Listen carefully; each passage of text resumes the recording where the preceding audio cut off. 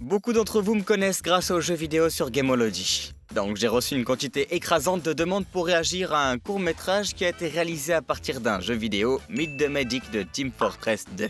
Je sais même pas ce que c'est, je l'ai jamais vu, mais ça devrait être vraiment intéressant. Mais avant de m'y mettre, si vous êtes nouveau sur ma chaîne, bienvenue. Mon nom est Dr Jordan Wagner, je suis médecin urgentiste. Si vous appréciez les vidéos de réaction éducatives et d'autres choses que vous voyez sur cette chaîne, appuyez sur le bouton d'abonnement et activez les notifications avec la cloche. Ainsi, vous saurez quand je poste une nouvelle vidéo. Très bien, allez, on y va. Allez, Cyclope, Quoi? bouge! Allez, on y est presque! Non! Joli. Oh Oh! non!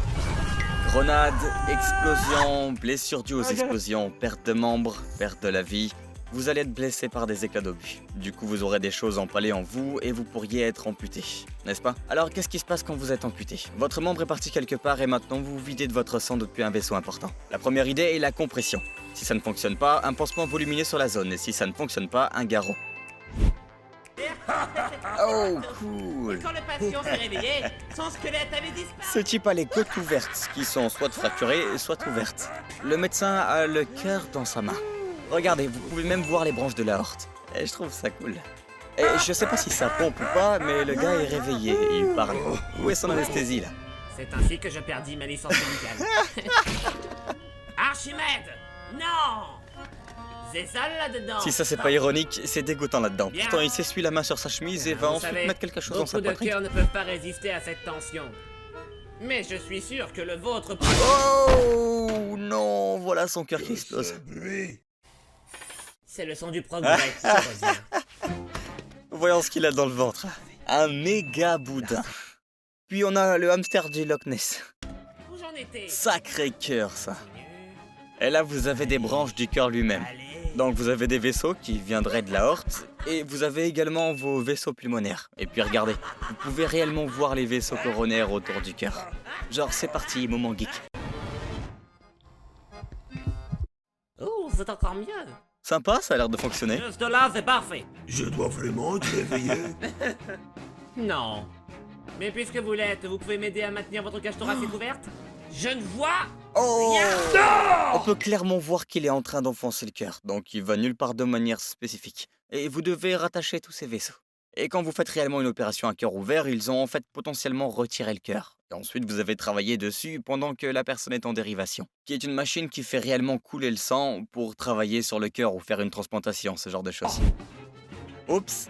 Oh, ne faites pas le bébé. Les gens se cassent des côtes tout le temps. Ça craint. C'est douloureux, vous pouvez pas mettre un plâtre dessus, et vous devez respirer. Donc c'est toujours en mouvement, c'est juste les antidouleurs, en fait, un appareil appelé spiromètre, pour vous aider en fait à continuer à respirer. De cette façon, vous n'avez pas d'attelle, en gros, où vous diminuez le volume d'air et augmenterez votre risque de contracter une pneumonie. Non, c'est faux. Oh, il a cette méga machine! Oh, cool, c'est comme quand on revitalise le tissu et qu'on referme le tout. Sacré. En fait, j'aimerais bien en avoir un à mon travail. Peu importe ce que c'était, ça a régénéré le tissu et tout remis en place comme il se doit. Mais ma question c'est pourquoi vous n'utilisez pas tout simplement pour le cœur? Allons pratiquer la médecine. Oh, j'adore ça. Joli.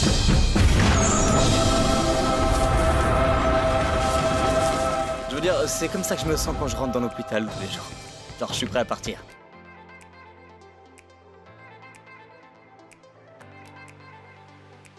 Où est-ce que c'est ça? C'était comme une bataille.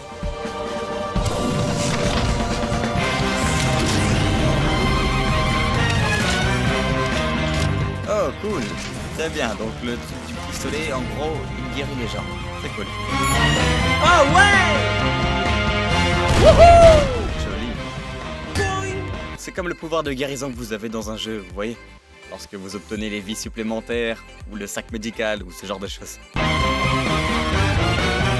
Docteur! Ça va marcher, vous en êtes sûr? J'en ai aucune Oh, il idée! tourne dans l'autre sens. C'est quoi ça? Super charge?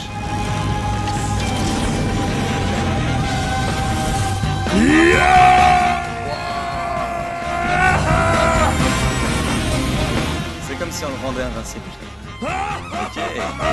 Les balles ont peur de moi! Même dans la vraie vie, en soi, on a des choses à l'épreuve des balles. On a généralement des appareils résistants aux balles, mais il y en a, vous savez, quelque chose peut pénétrer ce que nous portons si nous nous trouvons dans des situations, dans l'armée ou au combat, ce genre de choses.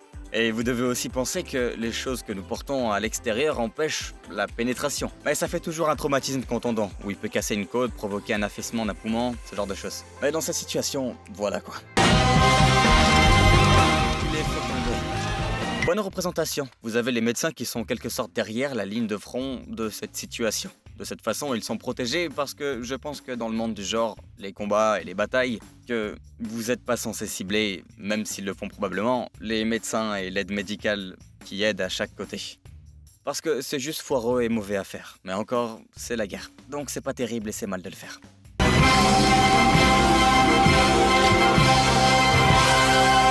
C'était intense. Et maintenant, on est de retour au bureau. Ça c'est bon. Tu peux Boire t'en de l'alcool. aller. Vous savez, peut-être pour émousser vos sens, si vous êtes dans un cadre où vous n'avez pas d'anesthésie, vous n'avez pas de médicaments contre la douleur, vous faisiez ça à l'époque. Si vous devez subir une opération, vous devriez, vous voyez, être à jeun pendant peut-être 6 à 8 heures avant, parce que vous allez être anesthésié. Et ensuite, vous allez être intubé. Donc vous voudriez pas des facteurs de risque de vomissement. C'est pour ça qu'il dit ça. Au final, ces gars ne font que se soigner par ce rayon bizarre de bonté. Alors allez-y, prenez un verre tant que vous y êtes. Merci docteur. Les mecs, vous pouvez pas savoir comment c'est douloureux. Archimède? Je me demande ce que c'est cette machine. Comment est-ce qu'elle fait pour revitaliser les tissus, le faisant guérir plus rapidement? Ça me rappelle presque une bande dessinée, le genre de film qui existe, qui traite de guérison, de pouvoir, de trucs comme ça. J'adore.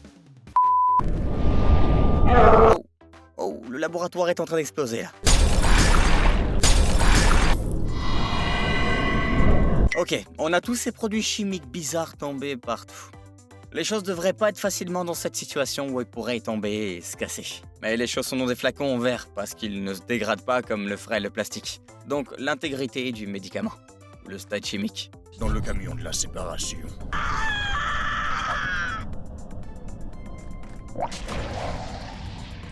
Donc maintenant, on a des produits chimiques qui se mélangent ensemble, ce qui est dangereux. Certaines personnes, comme par exemple les nettoyeurs à domicile, essayent de faire des nettoyants différents et de les mélanger, ce qui est une idée horrible. Parfois, vous pouvez accidentellement faire du gaz moutarde. Quand on mélange des produits chimiques, la réaction qu'ils ont peut produire des fumées qui sont inhalées et pourraient être mortelles en fait et causer des dommages corporels graves. Donc ne faites pas ça. Il y a de l'électricité qui fait que de voler par ici. Donc le souci est que vous pourriez être électrocuté. Disons que c'est de l'eau et l'eau pure est en fait pas un bon conducteur de l'électricité. Ce sont les impuretés dans l'eau qui font ça en fait. Si vous êtes électrocuté, vous devez vous faire examiner par un médecin. Parce que parfois si vous êtes électrocuté en un seul endroit, ça va tirer tout le chemin vers le haut et autour. Et il peut sortir ailleurs. Et vous devez regarder tous les dommages qu'il aurait pu y avoir. Vous pouvez avoir une nécrose, une rhabdomyolyse qui nécessite des fluides en IV. Et peut causer des dommages aux reins et une insuffisance rénale. Si l'électrocution est si importante, cela pourrait même toucher votre cœur. Donc c'est des choses auxquelles penser quand vous voyez de l'électricité.